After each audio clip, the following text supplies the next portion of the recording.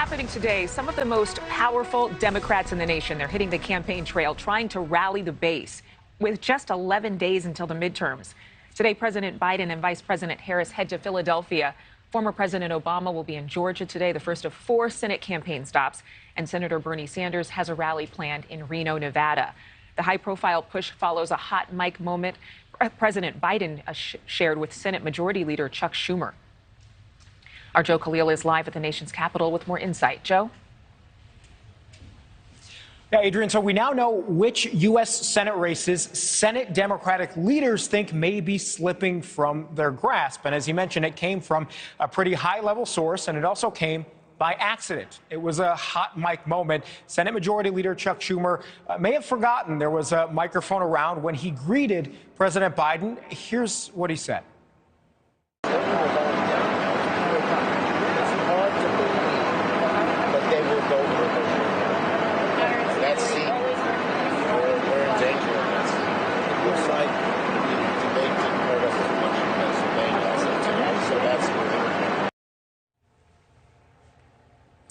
Okay, so you heard him there. He says the Fetterman debate performance didn't hurt them as much, meaning Democrats there.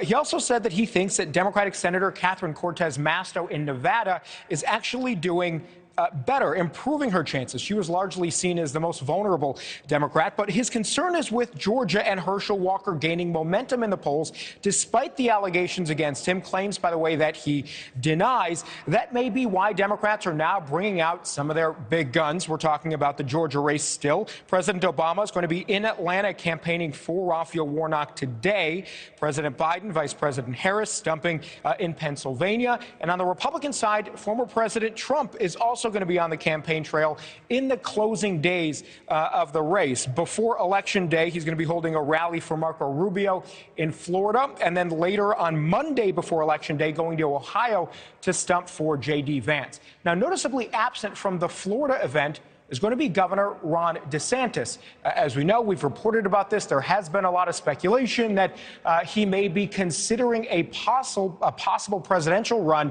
in 2024, which would likely put him challenging former President Trump for the Republican nomination. Obviously, none of that sorted out yet, but noticeable that he is not going to be at that campaign event, at least not scheduled for it just yet.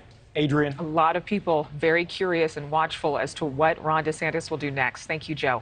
Yeah. Thank you for watching. Go to newsnationnow.com to find NewsNation on your television provider. And don't forget to click the red subscribe button below to get more of NewsNation's fact-driven, unbiased coverage.